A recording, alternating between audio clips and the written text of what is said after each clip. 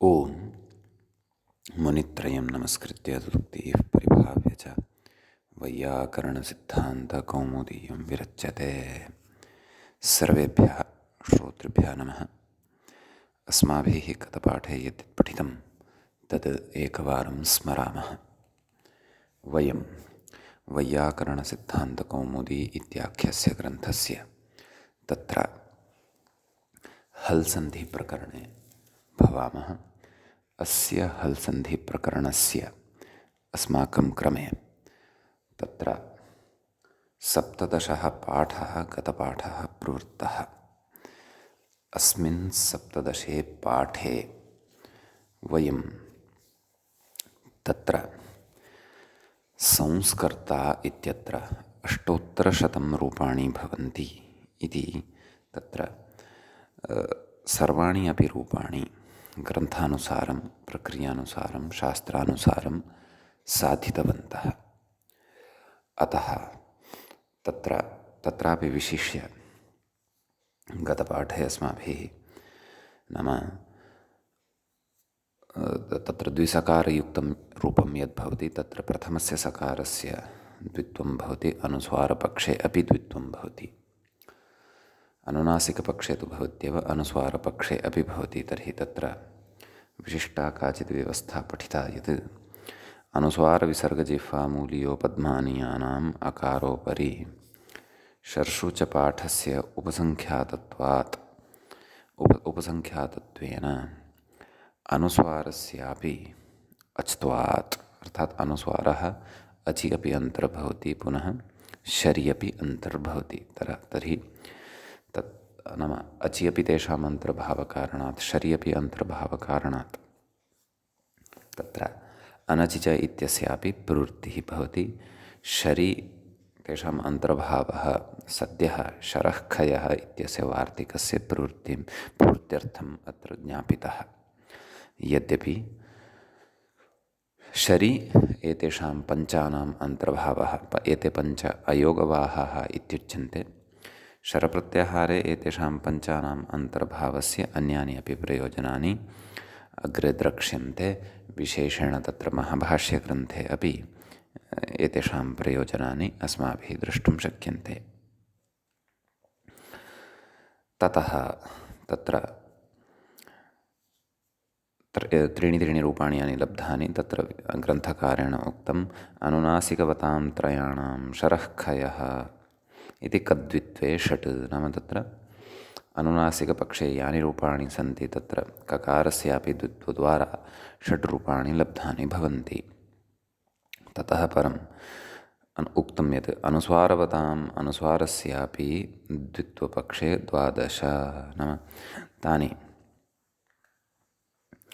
नाम अनुस्वारवन्त्यानि रूपाणि लब्धानि आसन् त्रीणि अस्माकं।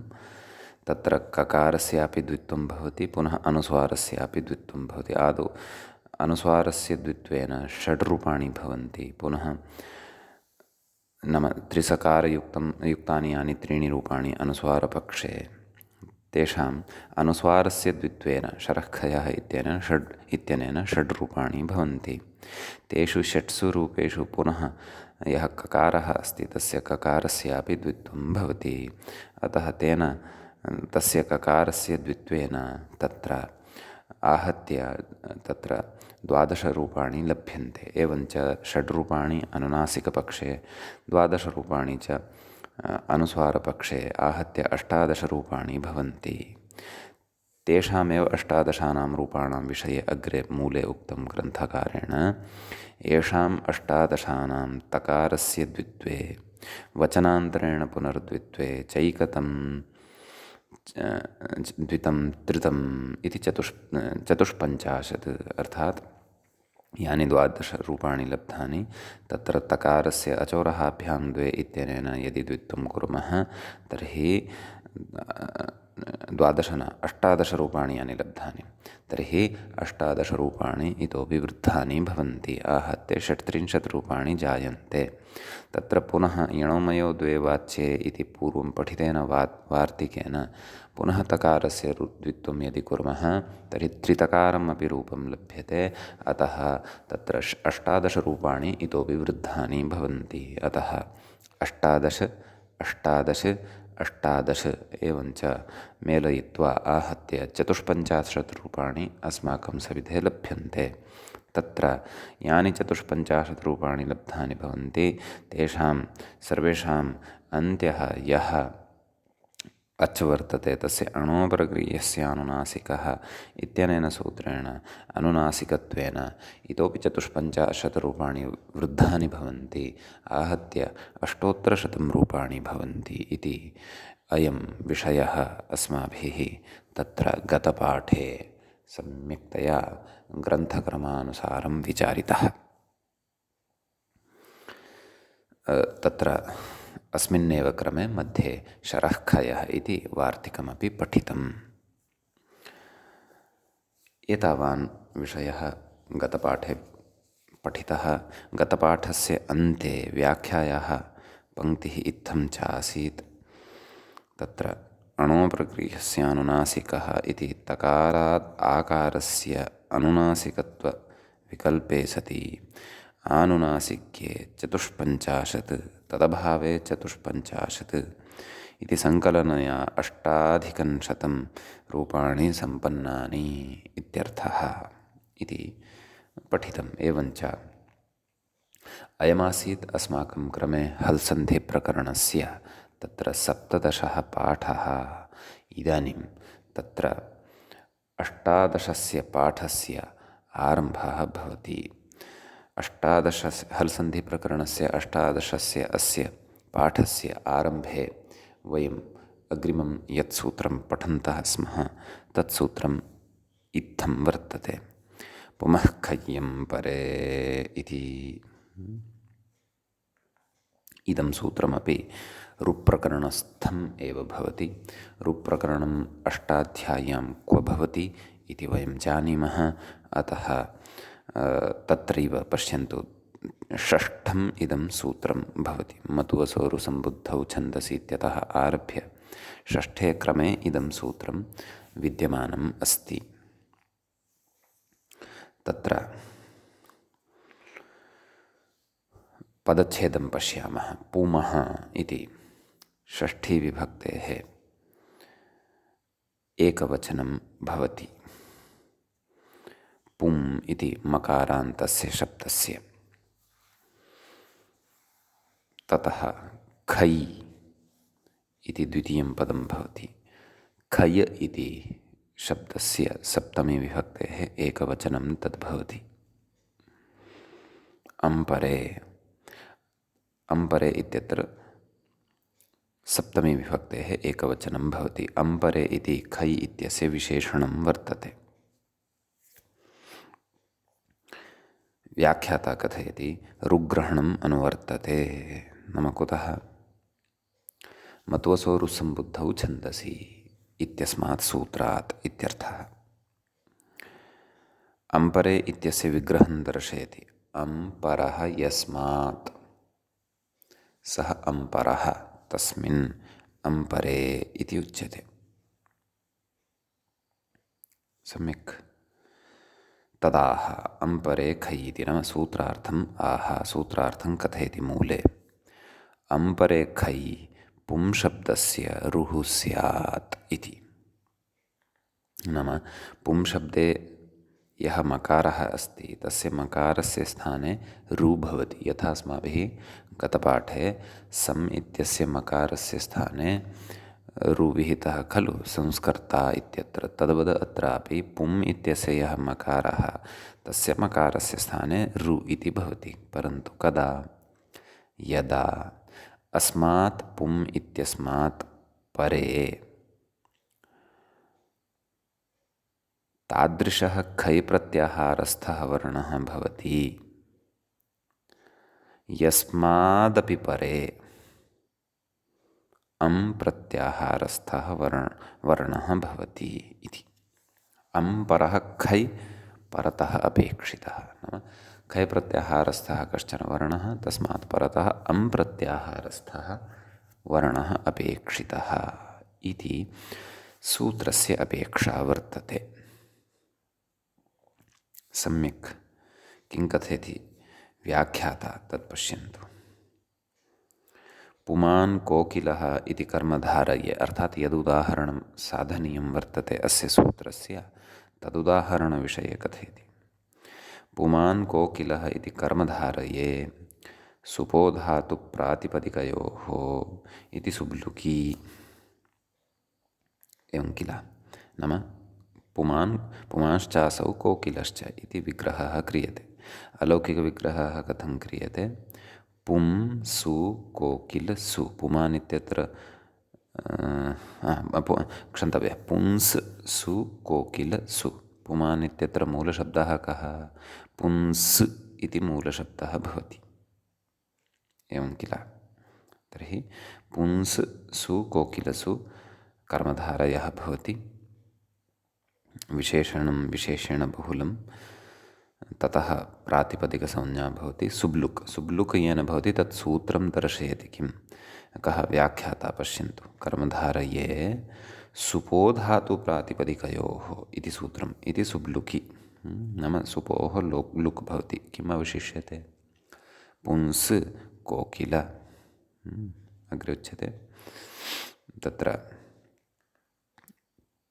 संयोगान्तस्य लोपः इति सकारलोपे, नाम पुंस् इत्यत्र विद्यमानः यः सकारः तस्य लोपः भवति।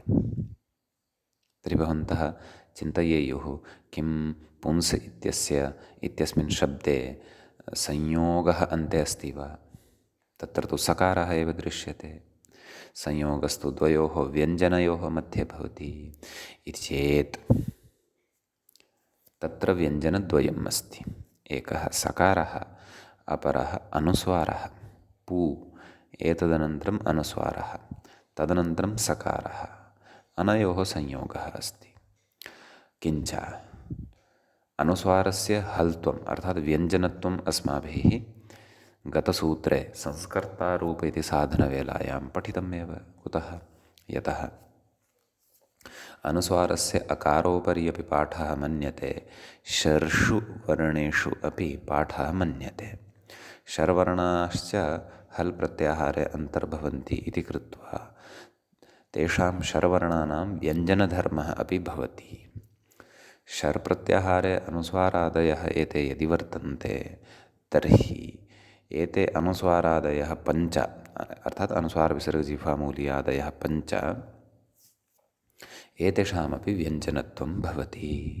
व्यञ्जनत्वं भवति इति कृत्वा हलोनन्तराः संयोगः इत्यनेन सूत्रेण तत्र अव्यवहितानां हलां या संयोगसंज्ञा उच्यते, अर्थात् व्यञ्जनानां या संयोगसंज्ञा उच्यते, सा संयोगसंज्ञा अत्र प्राप्नोति एव अनुस्वारस्यापि हल्त्वात्। अतः प्रकृते संयोगान्तस्य लोपः इत्यस्य प्रवृत्तिः भवति।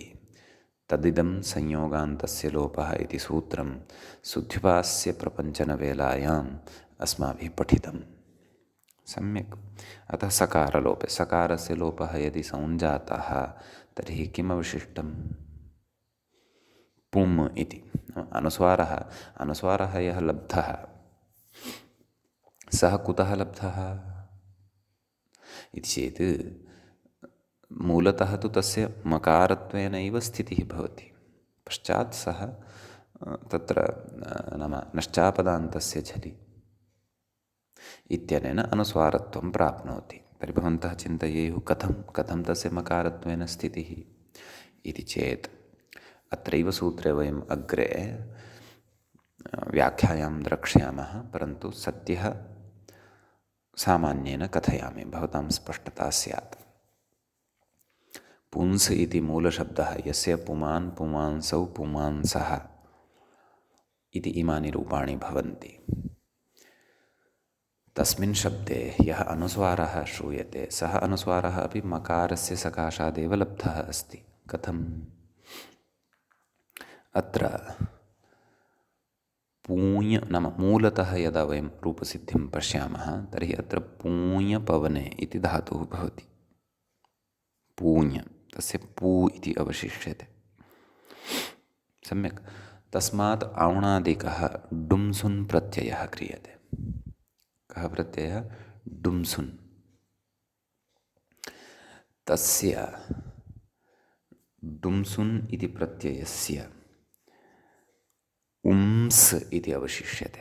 पश्यन्तु, भवन्तः पुस्तके टिप्पणीपुस्तिकायां लेखितुं शक्नुवन्ति स्पष्टतार्थम्। एतत् अवश्यं ज्ञातव्यम्, अत्रैव ज्ञातव्यम्। अग्रे अस्य सूत्रस्य विचारेषु सिद्धान्तप्रतिपादने सरलता तर्हि भविष्यति। कः धातुः? पू इति धातुः। तत्र डुम्सुन् प्रत्ययः। डुम् अर्थात् डु, तदनन्तरं म अर्थात् व्यञ्जनमात्रं म, तदनन्तरं सु न, डुम्सुन्। मकारात् परतः अकारः नास्ति। तर्हि अत्र पश्यन्तु, एषः प्रत्ययः डित् अस्ति, नाम डकारस्य इत्संज्ञा भवति। किम् अवशिष्टं? न, इत्संज्ञानन्तरं लोपोऽपि भवति इत्यर्थः। किम् अवशिष्टम्? उम्सुन्। अन्ते विद्यमानः नकारः तस्य हलन्त्यम् इत्यनेन लोपः भवति। किम् अवशिष्टम्? उम्सु। उकारः, सकारात् परतः यः उकारः सः उच्चारणार्थः। उम्स्। किम् अवशिष्टम्? उम्स्। तर्हि का स्थितिः लब्धा? पू उम्स्, नाम पू इति धातुः खलु। पू उम्स्, पू उम्स् इत्यवस्थायां टेः इत्यनेन सूत्रेण पू इत्यत्र विद्यमानः यः ऊ इति वर्णः तस्य वर्णस्य लोपः भवति। सा टिलोपव्यवस्था अग्रे पठिष्यते। तर्हि पू मध्ये ऊ इत्यस्य लोपः जातः। तर्हि किम् अवशिष्टं? प। प्रत्ययस्य कः भागः अग्रे अवशिष्टः अस्ति? उम्स्। एवं खलु। तर्हि किं मेलनेन लिखामः चेत् किं सिद्धं? पुंस्। पुमस्, पुंस्। अत्र विद्यमानस्य मकारस्य, नाम प्रत्ययस्य यः मकारः तस्य मकारस्य तत्र नश्चापदान्तस्य झलि इत्यनेन अनुस्वारः भवति। अतः पुंस् इति प्रातिपदिके अनुस्वारः श्रूयते। एवं खलु। इदानीं यदि अनुस्वारं कर्तुं, नाम अत्र पुंस् इत्यस्मिन् शब्दे मकारस्य स्थाने यः अनुस्वारः लब्धः तदर्थं निमित्तवर्णः यः परतः झल् वर्णः, नश्चापदान्तस्य झलि झलवर्णः यः सकारः सः एव यदि न तिष्ठेत् तर्हि अस्य मकारस्य अनुस्वारः किं भवितुमर्हति इति चेत् न भवितुमर्हति। तर्हि सः मकारः तथैव श्रूयते। अतः पुम् इति रूपेण एव तस्य श्रवणं भवति।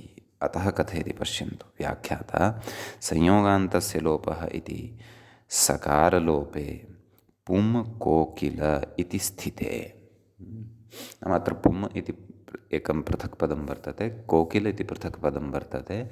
उभयोः समासः कर्तव्यः वर्तते। समासः यदा करिष्यते तदा तु अस्य स्थाने विसर्गो वा अथवा यथायथं क्षन्तव्य अनुस्वारो वा अथवा यथायथं विहितः आदेशः भविष्यति। समास नाम तत्र मूलस्थितौ तत्र मकारः एव अस्माभिः प्राप्तः भवति इति।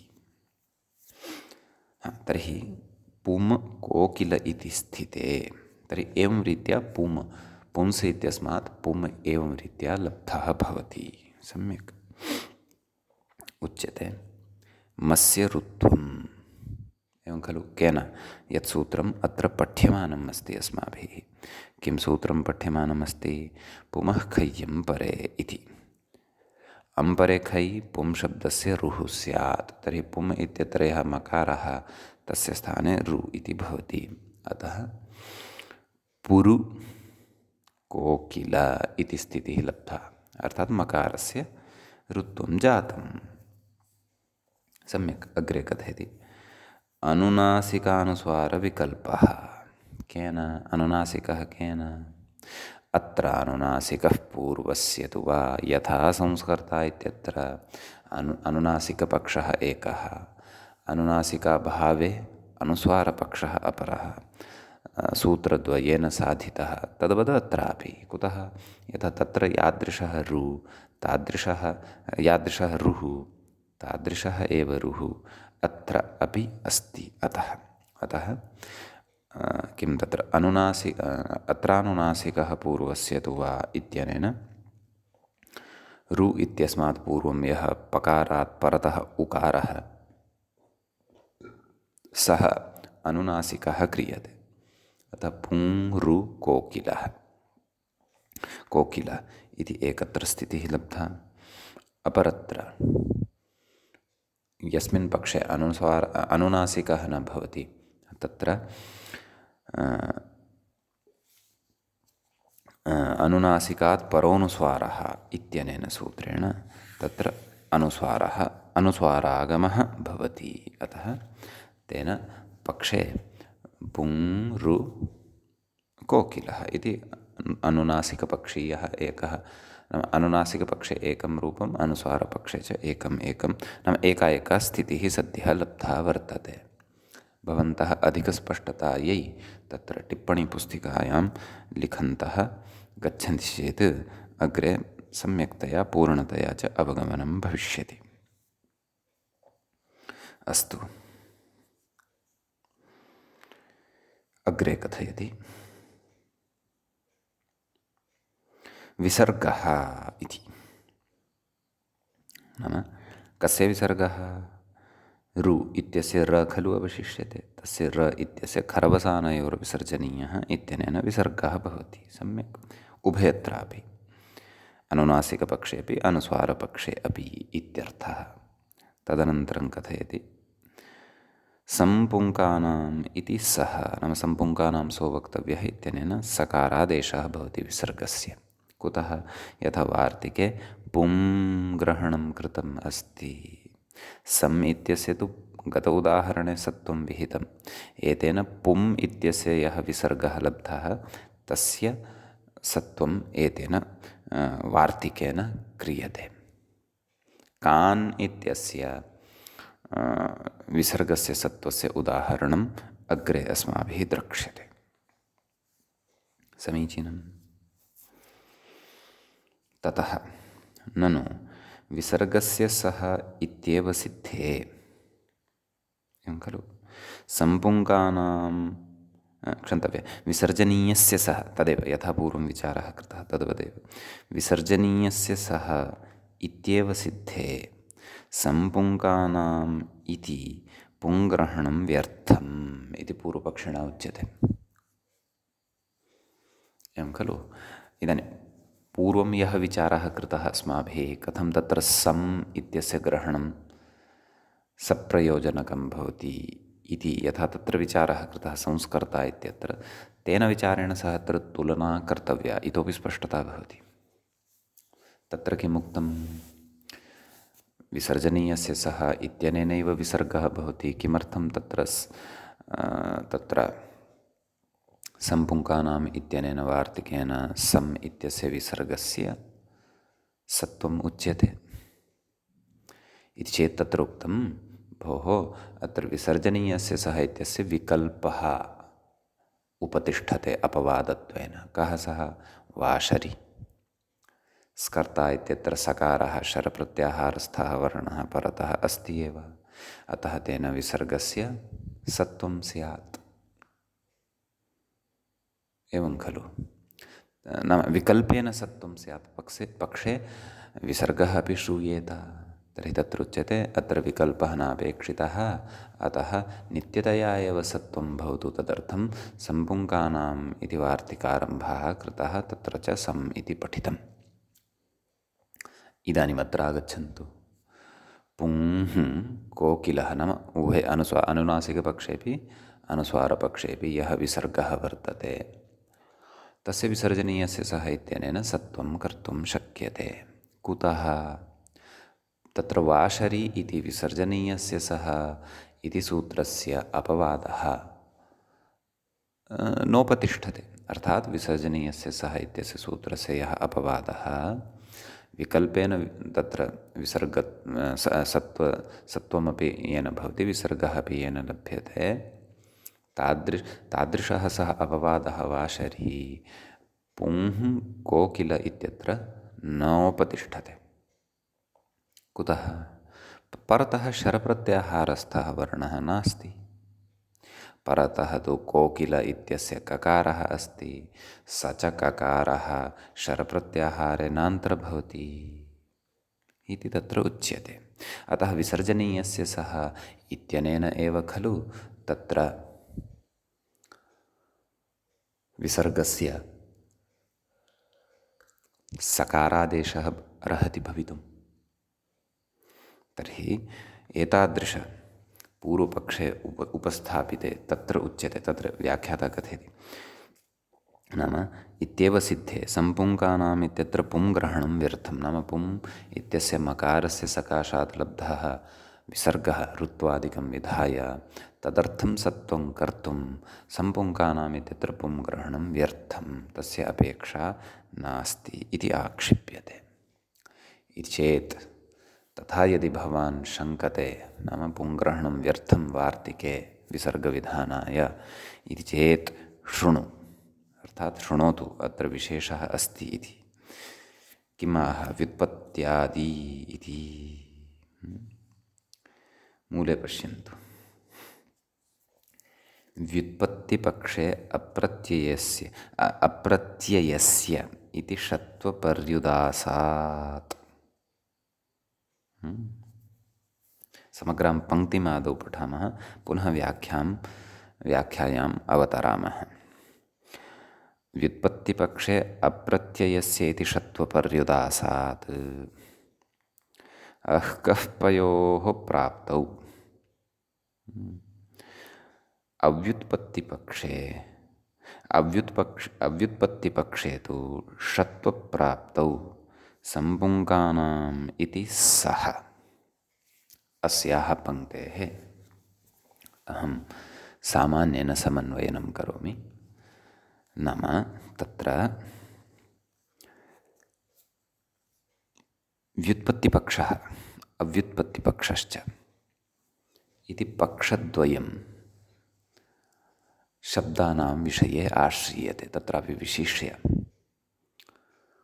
उणादिप्रत्ययैः निष्पन्नाः ये शब्दाः भवन्ति तेषां शब्दानां विषये कश्चन सिद्धान्तः अस्ति। उणादयः व्युत्पन्नानि प्रातिपदिकानि, उणादयः अव्युत्पन्नानि प्रातिपदिकानि। अर्थात् उणादिप्रत्ययैः निष्पन्नाः ये शब्दाः ते व्युत्पन्नाः इत्यपि एकः पक्षः, ते अव्युत्पन्नाः इत्यपि एकः पक्षः। व्युत्पन्नाः नाम येषां प्रकृतिप्रत्ययविभागपूर्वकं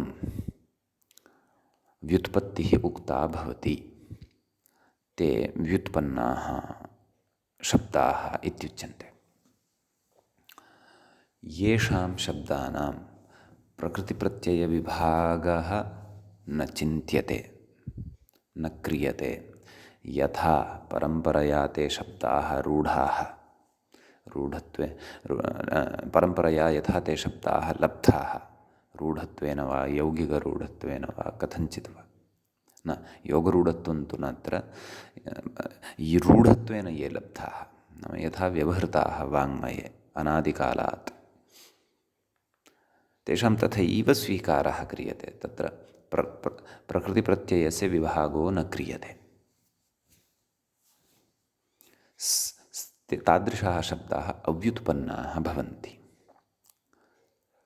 उणादिप्रत्ययद्वारा निर्मिताः ये शब्दाः सन्ति ते उभयथापि गृह्यते शास्त्रदृष्ट्या। अर्थात् ते व्युत्पन्नाः सन्ति इत्यपि उच्यते, ते अव्युत्पन्नाः सन्ति इत्यपि उच्यते। उदाहरणार्थं पुंस् इति शब्दमेव स्वीकुर्वन्तु अत्र भवन्तः। पुंस् इत्यस्मिन् शब्दे शब्दस्य अस्माभिः पू इति प्रकृतिः स्वीकृता अर्थात् धातुः। तस्मात् दुम्सुनिति प्रत्ययः औणादिकः कृतः। एवं चेत् अत्र प्रकृतिप्रत्ययाभ्यां पुंस् इति यः शब्दः साधितः तत्र प्रकृतिप्रत्ययविभागकल्पना अथवा विभागः अस्माभिः कृतः, अतः अयं पुंसशब्दः व्युत्पन्नः इत्युच्यते। एतमेव शब्दं वयं यथा साक्षात् श्रुतः, परम्परया श्रुतः, वाङ्मये श्रुतः, तथैव गृह्णीमः। नाम अत्र प्रकृतिप्रत्ययविभागविवक्षामेव न कुर्मः अथवा प्रकृतिप्रत्ययविभागं न कुर्मः तर्हि एषः शब्दः अव्युत्पन्नः इति व्यवह्रियते। अस्य व्युत्पत्तिः यदा न विवक्ष्यते, न कर्तुम् इष्यते, तदा एषः शब्दः अव्युत्पन्नः। एवं रीत्या पक्षद्वयमपि शास्त्रे स्वीक्रियते। नाम उणादिनिष्पन्नानां शब्दानां तत्र व्युत्पत्तिपक्षः अपि अस्ति, अव्युत्पत्तिपक्षः अपि अस्ति। शास्त्रीयां व्यवस्थां कर्तुम् एव एवं रीत्या पक्षद्वयम् आश्रीयते। का च सा शास्त्रीया व्यवस्था, सा अधुना अस्माभिः पठ्यमाना वर्तते। लक्ष्यसाधनाय एव अथवा शास्त्रमर्यादायै एव, शास्त्रमर्यादारक्षणाय एव अमीषां व्युत्पत्तिपक्षोऽपि अस्ति, अव्युत्पत्तिपक्षोऽपि अस्ति। तस्य ईषद् निदर्शनं वयम् अत्र प्राप्स्यामः। इतोपि अन्यानि प्रयोजनानि व्युत्पत्तिपक्षत्वाश्रयणस्य अव्युत्पत्तिपक्षत्वाश्रयणस्य वा गच्छता कालेन अग्रिमेषु प्रकरणेषु स्फुटानि भविष्यन्ति। सम्यक् एतावत् श्रुतम्। इदानीम् अत्र अहं या पङ्क्तिः नाम पूर्वपक्षिणः तत्र समाधानाय, तेन यदाक्षिप्तं तस्य समाधानाय यत् उत्तरं ग्रन्थकारेण दीयमानं वर्तते तस्य सामान्येन अहं तत्र अर्थं कथयामि। ततः परं वयं विस्तरेण चर्चां व्याख्यामादाय करिष्यामः। किं कथयति पश्यन्तु। व्युत्पत्तिपक्षे अप्रत्ययस्य एकं सूत्रमस्ति अग्रे, इदुदुपधस्य चाप्रत्ययस्य इति। तद्विषये अपि वयं सामान्येन अत्र ज्ञास्यामः। इति षत्वपर्युदासात्, नाम अप्रत्ययस्य इत्यनेन षत्वपर्युदासात् नाम षत्वस्य निषेधद्वारा अह्कः पयोः प्राप्तौ नाम प्रकृतिविसर्गस्य जिह्वामूलीयत्वम् उपधमानीयत्वं च प्राप्तं भवति इति। तस्य जिह्वामूलीयत्वस्य अथवा उपधमानीयत्वस्य बाधः भवतु, तस्य अत्र प्रवृत्तिः न भवतु। एतदर्थं प्रकृते वार्तिकेन सति विसर्जनीयस्य सः इत्यनेन सिद्धे अपि सत्वे वार्तिके पुंग्रहणं क्रियते षत्वस्य निवारणार्थं। यद्यपि तत् षत्वं कथं प्राप्तं भवति इति सद्यः वयं न ज्ञातवन्तः स्मः। तत्तु अग्रे वयं ज्ञास्यामः, अग्रे कथयिष्यामः। समीचीनं, तद्विषये अग्रे पठनीयम् अस्ति। भवतु तर्हि एकं कारणम् इदं, नाम षत्वस्य निवृत्तिः भवतु, नैव नाम षत्वस्य निषेधद्वारा जिह्वामूलीयस्य उपधमानीयस्य या प्राप्तिः जाता वर्तते तस्याः प्राप्तेः निषेधः भवतु। अत्र जिह्वामूलीयं प्रकृते वस्तुतः कोकिलः इत्यस्य ककारः परतः वर्तते। ककारे परे विसर्गस्य जिह्वामूलीयत्वम् एव भवति। अतः जिह्वामूलीयत्वस्य अत्र प्राप्तिः न भवतु इति एतदर्थं प्रकृते सकारविधानाय पुंग्रहणं वार्तिके कृतम्। एतेनैव च सत्वम् उच्यते इति एकः विषयः। आम्, अत्र कथं जिह्वामूलीयत्वं प्राप्यमाणम् अस्ति तद् मूले यद्यपि उक्तं, परन्तु सूक्ष्मतया तस्य अपि स्पष्टतां वयं व्याख्याने करिष्यामः। अग्रे अव्युत्पत्तिपक्षे तु षत्वप्राप्तौ, व्युत्पत्तिपक्षे तु जिह्वामूलीयत्वं प्राप्तं, तस्य निवारणार्थं पुंग्रहणं वार्तिके सत्त्वविधानाय कर्तव्यम्। अग्रे कथयति अव्युत्पत्तिपक्षः नाम अव्युत्पत्तिपक्षोऽपि वर्तते उणादिनिष्पन्नानां। तर्हि अव्युत्पत्तिपक्षे नाम पुं शब्दस्य अव्युत्पत्तिपक्षः यत्र आश्रीयते तत्र तु षत्वप्राप्तौ, तत्र षत्वस्य प्राप्तिः भवति। सम्यक्। सम्पुङ्कानाम् इति सः नाम षत्वम् अपि अत्र नापेक्षितं। तर्हि पुनः यदि अहं सकृत् कथयामि तर्हि अस्माभिः बुद्धौ यः विषयः सामान्येन सद्यः अस्याः पङ्क्तेः अभिप्रायरूपेण बुद्धौ यः विषयः स्थापनीयः सः विषयः अयं स्थापनीयः यत् तत्र अव्युत्पत्तिपक्षे जिह्वामूलीयत्वस्य प्राप्तिः भवति, तद्वारणाय तद्निवारणाय सम्पुङ्कानाम् इत्यनेन सकारः उच्यते विसर्गस्य। अत्र व्युत्पत्तिपक्षे तु तस्य एव विसर्गस्य षत्वं प्राप्तं भवति। नैव अव्युत्पत्तिपक्षे, व्युत्पत्तिपक्षे जिह्वामूल्यं प्राप्तं भवति, अव्युत्पत्तिपक्षे षत्वं प्राप्तं भवति, तद्वारणाय सम्पुङ्कानां सः वक्तव्यः इत्यनेन वार्तिकेन अत्र विसर्गस्य सत्वं वक्तव्यम् इति। एतदर्थं सम्पुङ्कानाम् इत्यत्र पुंस् इति शब्दस्य पाठः कृतः।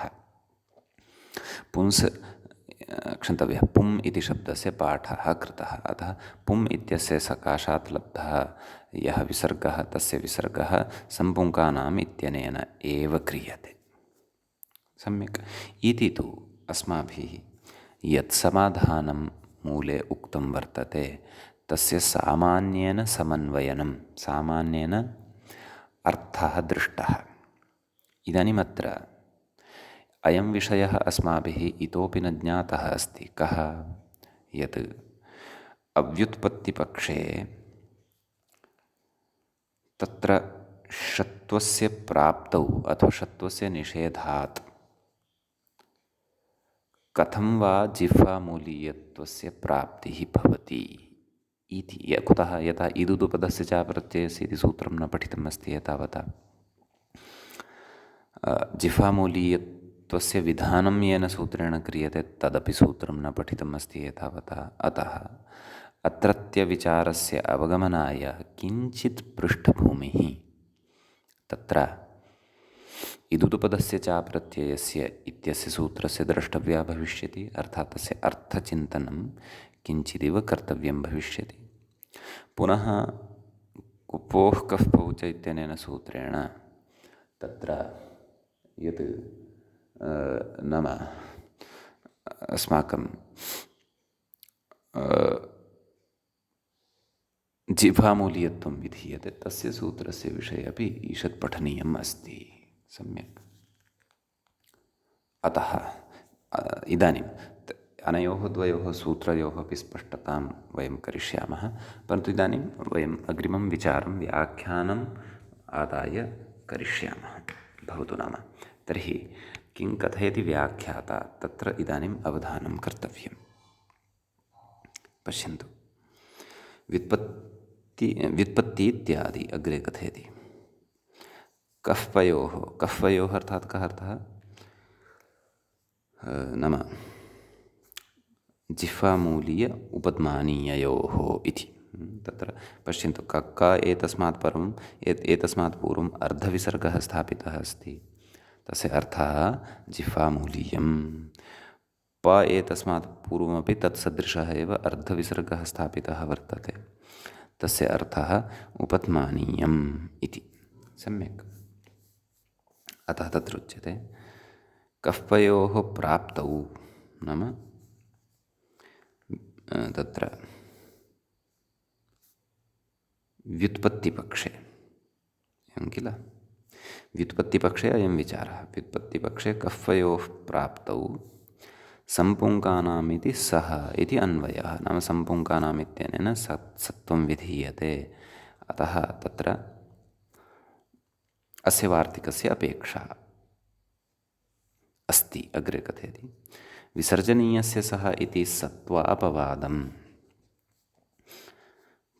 कुप्वोः कफ़्पौ च इति विधिं बाधितुं पुङ्ग्रहणम् इत्यर्थः। अर्थात् विसर्जनीयस्य सः इत्यस्य गतसूत्रे तु अस्माभिः वाशरी इति अपवादः भवति इति पठितं, परन्तु तस्य विसर्जनीयस्य सः इत्यनेन यत् सत्त्वं क्रियते तस्य अपवादः वर्तते कुप्वोः कफ़्पौ च। नाम तेन तत्र विसर्गस्य जिह्वामूलीयत्वम् अथवा उपध्मानीयत्वं तत्तत् स्थितौ विधीयते। अतः कथयति, विसर्जनीयस्य सः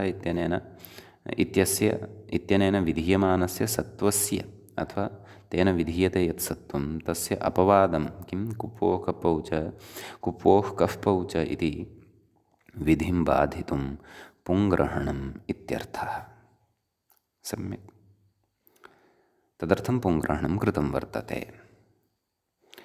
एतावान् विषयः तु अस्माभिः मूले अपि श्रुतः। अग्रे दृश्यताम्। ननु इदुदुपधस्य चाप्रत्ययस्य इति षत्वविधिः कुप्वोः इत्यस्य अपवादः। एवं खलु? किं सूत्रम्? इदुदुपधस्य चाप्रत्ययस्य। इदानीम् अत्र इदुदुपधस्य चाप्रत्ययस्य इत्यस्य अर्थचिन्तनं किञ्चित् कर्तव्यम्। किं कथयति तद्? इकारोपधस्य उकारोपधस्य च अप्रत्ययस्य विसर्जनीयस्य षकारः आदेशः भवति कदा? कुप्वोः परतः। एवं खलु? नाम उपधा अस्माभिः एतावता न श्रुता वर्तते, तथापि भवन्तः तद्विषये ईषत् जानीयुः। अलोन्त्यात् पूर्व उपधा, नाम अन्त्यः अल् यः वर्तते तस्मात् पूर्वं यः वर्णः भवति सः उपधा भवति। यथा राजन् इति शब्दः वर्तते, अन्त्यः कः? नकारः। तस्मात् पूर्वं कः? अकारः। सः अकारः उपधासंज्ञकः भवति। सम्यक्। अतः किं कथयति?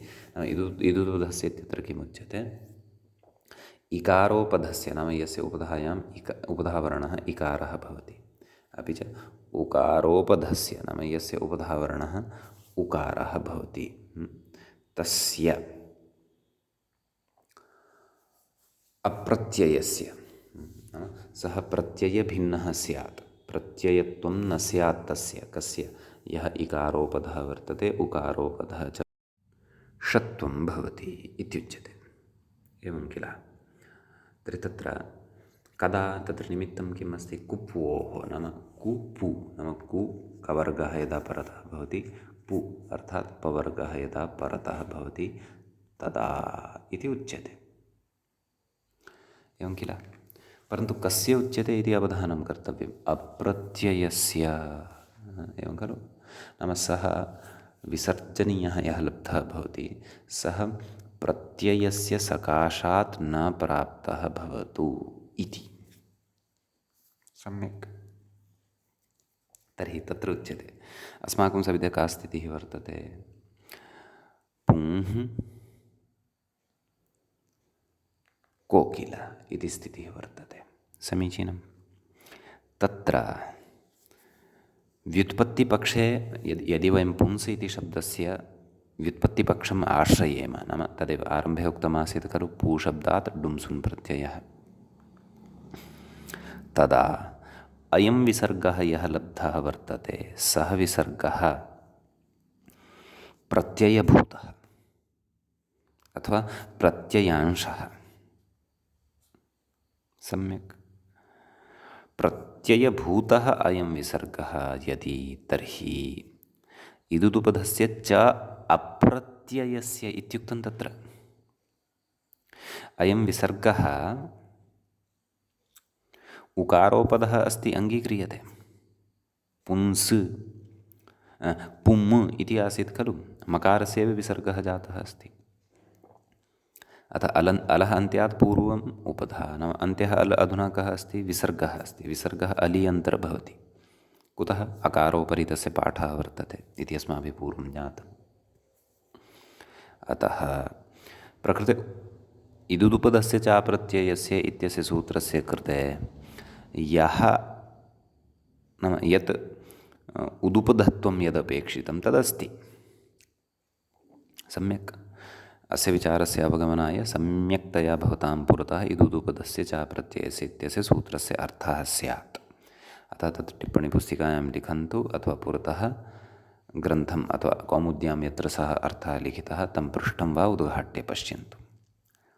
यतः तस्य अर्थं विना अत्रत्यः विचारः स्पष्टः न भविष्यति। यद्यपि तत् सूत्रमग्रे पठनीयं सत्यं, परन्तु अधुनैव तस्य सामान्यतया वा अर्थचिन्तनं कर्तव्यं यदि अत्रत्यः विचारः अवगन्तव्यः तर्हि।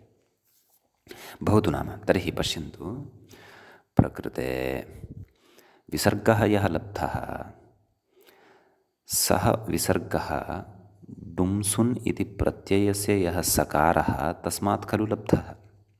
अर्थात् अयं विसर्गः इदानीं प्रत्ययभूतः वर्तते, अप्रत्ययभूतः नास्ति। इदुदुपधस्य च प्रत्ययस्य इत्यस्य सूत्रस्य कृते तु तादृशः विसर्गः अपेक्षितः यः अप्रत्ययः भवतु, नाम प्रत्ययस्थः न भवतु। अस्माभिः तु व्युत्पत्तिपक्षे विचारः क्रियमाणः वर्तते। अतः व्युत्पत्तिपक्षे तु अयं विसर्गः प्रत्ययांशः एव। कुतः? यतः पू इत्यस्मात् शब्दात् डुम्सुन् इति प्रत्ययः अस्माभिः विहितः वर्तते। अतः अस्य विसर्गस्य षत्वं न प्राप्नोति। केन? इदुदुपधस्य च प्रत्ययस्य इत्यनेन। सम्यक्। तर्हि षत्वं न प्राप्नोति यदि, तर्हि कुप्वोः कफ्पौ च इत्यस्य सूत्रस्य प्रवृत्तिः भवति। कुतः? षत्वं यदि न प्राप्तं तर्हि विसर्गः तथैव स्थितः खलु, वा न वा? विसर्गः तथैव स्थितः। विसर्गः तथैव यदि स्थितः तस्य षत्वेन प्राप्तिः न भवति, तस्य षत्वेन परिवर्तनं न भवति। कुतः? अप्रत्ययस्य इति तत्र उच्यते। न प्रत्ययस्थः सः विसर्गः नापेक्षितः, अथवा प्रत्ययस्य सकाशात् लब्धः सः विसर्गः नापेक्षितः, तदा एव षत्वं करिष्यामि इति कथयति इदुदुपधस्य च प्रत्ययस्य। अतः तस्य अत्र प्रवृत्तिः नास्ति। तर्हि कोऽर्थः? अर्थात् सः विसर्गः तथैव तिष्ठति। तथैव यदि तिष्ठति तर्हि विसर्जनीयस्य सः इत्यस्य अपवादः कुप्वोः कफ्पौ च। तस्य कः अर्थः? तस्य अर्थविषये अपि सामान्येन चिन्तनं कर्तव्यं। किं? यदा कुपु परतः भवति, अर्थात् कवर्गस्थः वर्णः अथवा पवर्गस्थः वर्णः यदा परतः भवति तदा विसर्गस्य स्थाने क्रमेण जिह्वामूलीयत्वम् उपधमानीयत्वं च भवति। यदि कवर्गः परतः वर्तते तर्हि तस्य विसर्गस्य स्थाने जिह्वामूलीयादेशः भवति। यदि पवर्गः परतः भवति तर्हि तस्य विसर्गस्य स्थाने उपध्मानीयादेशः भवति। सम्यक्। अत्र वयं पश्यन्तः स्मः, व्युत्पत्तिपक्षे पुंः इत्यस्मात् परतः कोकिल इत्यस्य ककारः अस्ति। एषः विसर्गः, नाम पक्षद्वयेपि चिन्तनीयम्। अनुनासिकपक्षे अपि अयं विचारः क्रियमाणः अस्ति, अनुस्वारपक्षे अपि अयं विचारः क्रियमाणः अस्ति। समीचीनम्। अतः प्रकृते तत्र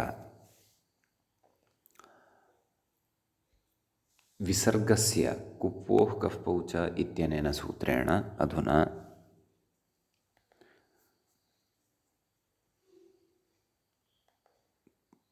जिह्वामूलीयत्वस्य प्राप्तिः जाता विसर्जनीयस्य सः इत्यस्य बाधं कृत्वा। एवं खलु? परन्तु जिह्वामूलीयत्वं नापेक्षितम्। एवं किल? अत्र यः सकारः दृश्यते, नाम यः विसर्गः वर्तते तस्य सत्वम् एव अपेक्षितम्। अतः अत्र प्राप्तस्य जिह्वामूलीयस्य बाधनाय अथवा अप्रवृत्त्यर्थं पुनः किंचन अस्य जिह्वामूलीयस्य अपवादभूतस्य सत्त्वविधानस्य निर्माणं कर्तव्यम् अथवा सत्त्वविधानम् आरब्धव्यं। तत्सत्त्वविधानं भवति सम्पुङ्कानां सोवक्तव्यः इति वार्तिकम्। तेनोच्यते पुम् इत्यस्य सकाशात् लब्धः यः विसर्गः तस्य विसर्गस्य स्थाने जिह्वामूलीयम् अपि नापेक्षितम्, अतः एतेन सत्त्वं कर्तव्यम्। अतः जिह्वामूलीयस्यापि अपवादः तत्र सम्पुङ्कानां सोवक्तव्यः इति वार्तिकं भवति। तेन अस्य विसर्गस्य स्थाने सकारः एव क्रियते इति।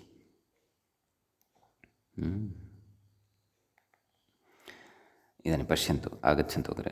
तद् उक्तमेव खलु। ननु इदुदुपधस्य चाप्रत्ययस्य इति षत्वविधिः कुप्वोः इत्यस्य अपवादः। पङ्क्तिं पश्यन्तु, व्याख्याय एवं खलु। नाम इदुदुपधस्य चाप्रत्ययः इति यः षत्वविधिः भवति, इदानीं नाम एतस्याः पङ्क्तेः पठनादपि पूर्वं किमर्थं षत्वविधिः अत्र चिन्तितः मध्ये आनीय? साक्षात् वक्तुं शक्नोति स्म खलु ग्रन्थकारः यत् जिह्वामूलीयत्वं प्राप्तं भवति, परन्तु जिह्वामूलीयत्वस्य अत्र प्रवृत्तिः नापेक्षिता, अतः सम्पुङ्कानाम् इत्यनेन सत्त्वं भवति इति चेत् अत्र इदुदुपधस्य किमर्थं चर्चितः इति चेत् जिह्वामूलीयस्य अपवादः भवति कः? किं षत्वं केन विधीयमानम्? इदुदुपधस्य चाप्रत्ययस्य। अतः प्रकृते जिह्वामूल्यं न प्रवर्तते, इदुदुपधस्य चाप्रत्ययस्य इत्यनेन षत्वं प्रवर्तते इति एतादृशीं शङ्कां भवन्तः न कुर्युः। अतः स्पष्टतार्थम् अत्र मया उच्यते। का स्पष्टता? यत् इदुदुपधस्य चाप्रत्ययस्य इत्यनेन अत्र षत्वमेव न प्राप्नोति। कुतः?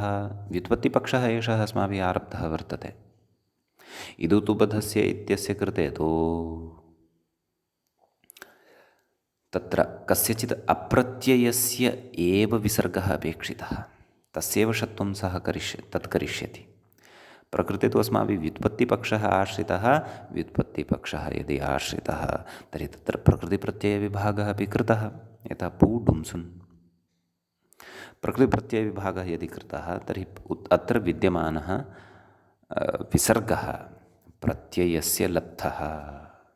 प्रत्ययस्य तु प्रत्ययरूपस्य विसर्गस्य तु षत्वम् इदुदुपधस्य चाप्रत्ययस्य इति न कर्तुं शक्नोति, अप्रत्ययस्य इति उक्तत्वात् इति निषेधं करोति तत्। प्रत्ययस्य न अप्रत्ययस्यैव विसर्गस्य षत्वम् इत्यर्थः। समीचीनम्। अतः प्रकृते नाम जिह्वामूलीयस्य सः अपवादः नास्ति। अत्र जिह्वामूलीयस्य इत्यस्य प्राप्तिः अस्त्येव, परन्तु तज्जिह्वामूलीयत्वमपि नापेक्षितम्। अतः सम्पुङ्कानाम् इत्यनेन सत्त्वं वक्तव्यम् इति। तदेव पुनः पश्यन्तु पङ्क्तिं। ननु इदुदुपधस्य चाप्रत्ययस्य इति षत्वविधिः कुप्वोः इत्यस्य अपवादः, अतस्तं षत्वविधिं बाधितुं पुङ्ग्रहणम् इत्येव वक्तुम् उचितम्। अतः एतादृशं नाम षत्वविधिं बाधितुमेव पुङ्ग्रहणं कर्तव्यम् इत्येव वक्तुम् उचितम्। इत्यतः आह किम् आह नाम तथा नास्ति। किम् आह अप्रत्ययस्य इति षत्वपर्युदासात्। पर्युदासो नाम निषेधः। भोः प्रत्यय भिन्नस्य षत्वं न करोति विसर्गस्य, अप्रत्ययस्य प्रत्यय भिन्नस्य एव षत्वं करोति विसर्गस्य, न तु प्रत्ययस्य सकाशात् लब्धस्य विसर्गस्य। कुतः? अप्रत्ययस्य इत्युक्तत्वात्। कथयति अग्रे। पूयो डुम्सुन् इति औणादिकप्रत्ययस्थम् अकारस्थानिकत्वात्। किमुच्यते? नैव अकार न मकार इति पुनः पश्यन्तु पूयो डुम्सुन् इति औणादिकप्रत्ययस्थ मकारस्थानिकत्वात् विसर्गस्य इति भावः। नाम व्युत्पत्तिपक्षः अस्माभिः आश्रितः वर्तते। तत्र डुम्सुन् इत्यनेन तत्र यः प्रत्ययः वर्तते उम्स् इति यस्य लब्धः भवति तस्य भागः एकः मकारः, तस्यैव च स्थाने वयं तत्र ऋत्वं ततः एव विसर्गत्वं कुर्मः। अतः प्रत्ययस्य अंशः एषः कः विसर्गः, एवं खलु। तर्हि तत्र उच्यते अग्रे, अग्रे यः विषयः उक्तः सः मया सरलतया पूर्वमुक्तः एव वर्तते, पुनरपि पश्यामः। ननु उणादयः अव्युत्पन्नानि प्रातिपदिकानि इति आयनेयिनीयः फडकजघां प्रत्ययादीनामिति एकं सूत्रम् इति सूत्रभाष्यरीत्या औणादिकप्रत्ययान्तेषु प्रकृतिप्रत्ययविभागाभावात् कथम् इह अप्रत्ययस्य इति परिदासः इति शङ्कते कः पूर्वपक्षी। भोः तत्र आयनेयिनीयः इति सूत्रभाष्ये उणादयः अव्युत्पन्नानि प्रातिपदिकानि इत्युक्तम्। उणादिकल्पना केवला स्पष्टतार्थं, वस्तुतः उणादिनिष्पन्नानि यानि प्रातिपदिकानि तानि अव्युत्पन्नानि इति तत्र उच्यते। तर्हि प्रकृते भाष्यस्य एतं सिद्धान्तं यदि पुरस्कृत्य चिन्तयामः तर्हि तु पूधातोः डुम्सुन् प्रत्ययः कृतश्चेदपि, नाम प्रकृतिप्रत्ययविभागः दर्शितश्चेदपि प्रकृतिप्रत्ययविभागं प्रदर्श्य पुम् इति शब्दः साधितः अस्माभिः चेदपि सः अव्युत्पन्नः एव खलु। कुतः? भाष्यं प्रमाणम् अस्ति, एवं खलु। इत्यतः आह किमाह व्युत्पत्तिपक्षे इति, अर्थात् पङ्क्तिः आरब्धा आसीत् खलु व्युत्पत्तिपक्षे अप्रत्ययस्य इति।